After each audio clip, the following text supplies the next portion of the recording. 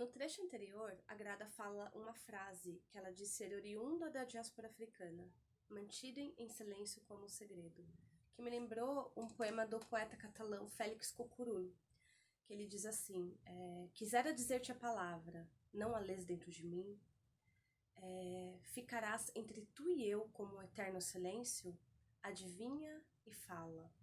Se eu te dissesse o fogo que me queima por dentro, a minha alma fugiria. E eu acho que esse poema ele é muito representativo dessa expressão que a Grada nos traz. Esse poeta ele acabou sendo perseguido também pela ditadura espanhola. Então, é um poema que fala de opressão também. Agora, eu vou terminar essa terceira parte do primeiro capítulo e a gente vai dar prosseguimento nos próximos. O medo branco de ouvir o que poderia ser revelado pelo sujeito negro pode ser articulado com a noção de repressão de Sigmund Freud, uma vez que a essência da repressão, segundo o mesmo, encontra-se simplesmente em afastar-se de algo e mantê-lo à distância do consciente. Esse é o processo pelo qual ideias e verdades desagradáveis se tornam inconscientes, vão para fora da consciência devido à extrema ansiedade, culpa ou vergonha que causam. Contudo, enquanto enterradas no inconsciente como segredos, permanecem latentes e capazes de ser reveladas a qualquer momento. A máscara, vedando a boca do sujeito negro, impede-o de revelar tais verdades, das quais o senhor branco quer se desviar, manter distância, nas margens, invisíveis e quietas. Por assim dizer, esse método protege o sujeito branco de reconhecer o conhecimento do outro. Uma vez confrontado com verdades desconfortáveis dessa história muito suja, o sujeito branco comumente argumenta não saber, não entender, não se lembrar, não acreditar ou não estar convencido. Essas expressões desse processo de repressão no qual o sujeito resiste, tornando consciente a informação inconsciente, ou seja, alguém quer fazer e manter o conhecido desconhecido. A repressão é, nesse sentido, a defesa pela qual o ego controla e exerce censura em relação ao que é instigado como uma verdade desagradável. Falar torna-se, assim, virtualmente impossível, pois quando falamos, o nosso discurso é frequentemente interpretado como uma versão dúbia da realidade, não imperativa o suficiente para ser dita nem tampouco ouvida. Tal impossibilidade ilustra como o falar e o silenciar emergem como um processo análogo. O ato de falar é como uma negociação entre quem fala e quem escuta, isto é, entre falantes e seus e suas interlocutores e interlocutoras.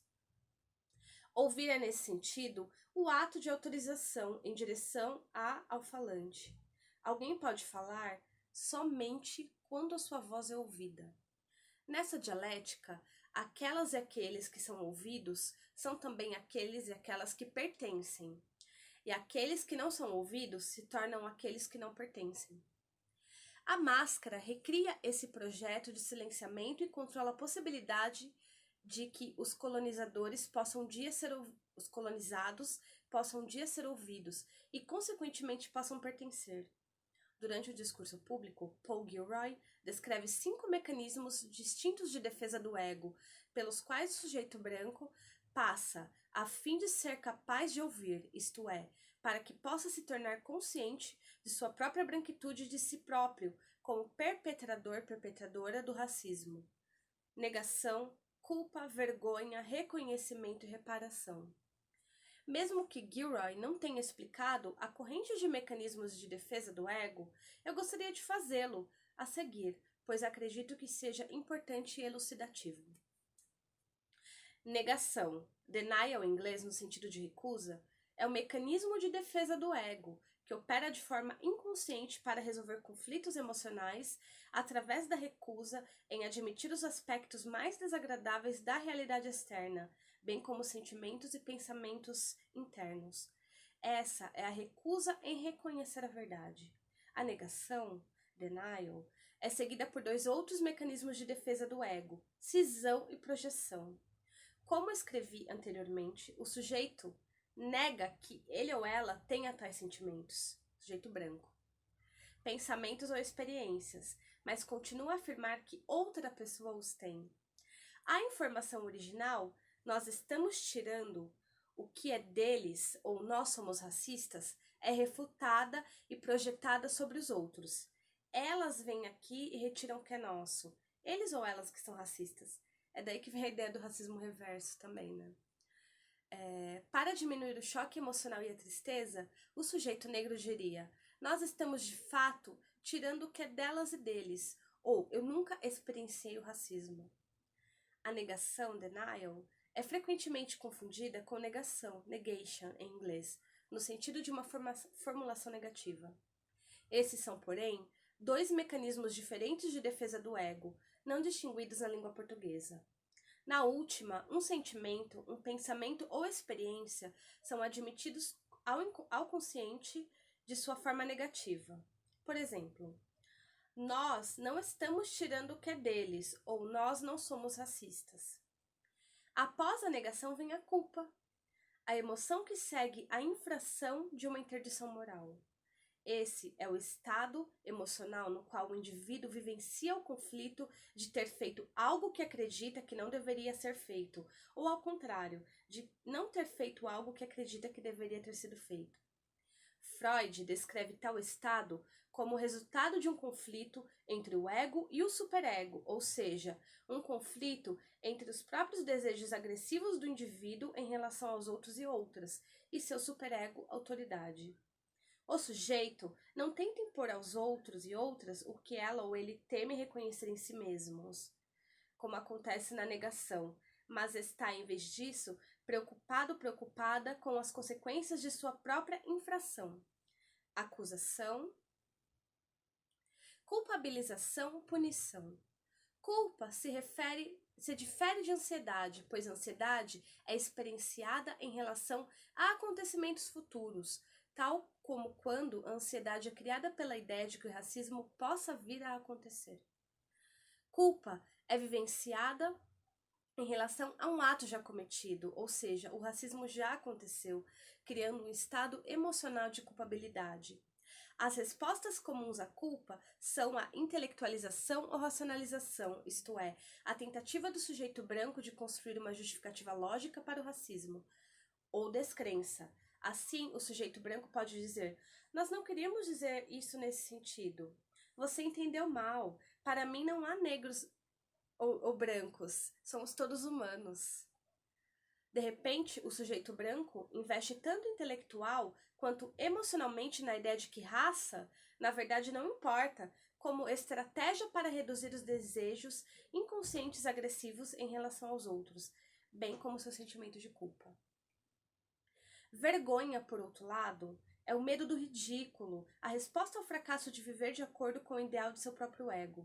Enquanto a culpa ocorre se o indivíduo transgredir uma interdição derivada de seu exterior, a vergonha ocorre quando o indivíduo falha em atingir um ideal de comportamento estabelecido para si mesmo. A vergonha está, portanto, conectada intimamente ao sentido de percepção. Ela é provocada por experiências que colocam em questão nossas preconcepções sobre nós mesmos e mesmas e nos obriga a nos vermos através dos olhos de outras e outros, nos ajudando a reconhecer a discrepância entre a percepção de outras pessoas sobre nós e nossa própria percepção de nós mesmos. Quem sou eu? Como os outros me percebem? E o que eu represento para eles?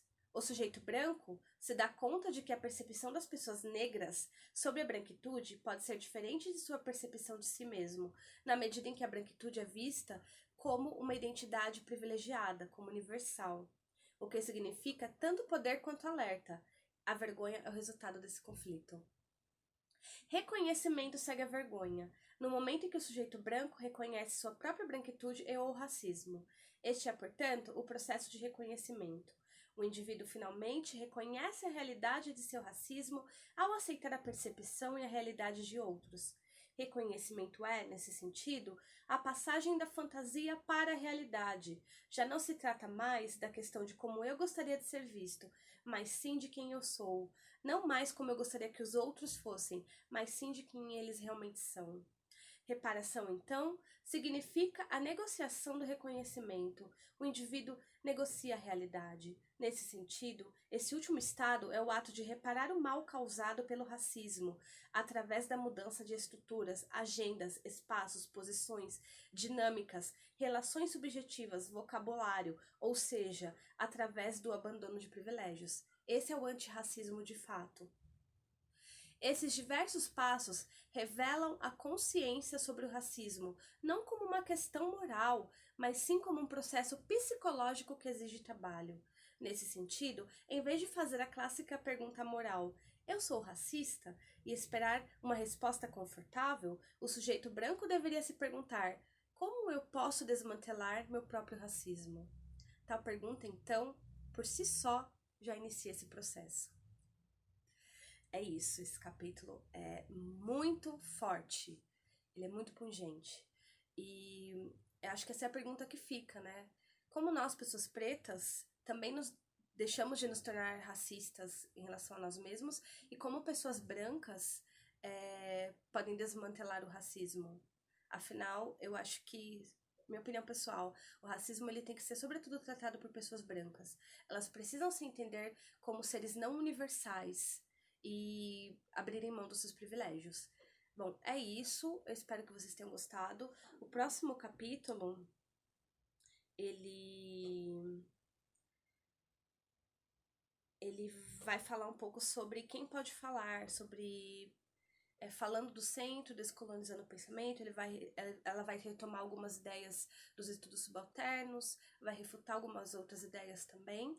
Então é isso, espero que vocês tenham gostado, continuem comigo nas leituras e deixem comentários. Obrigada!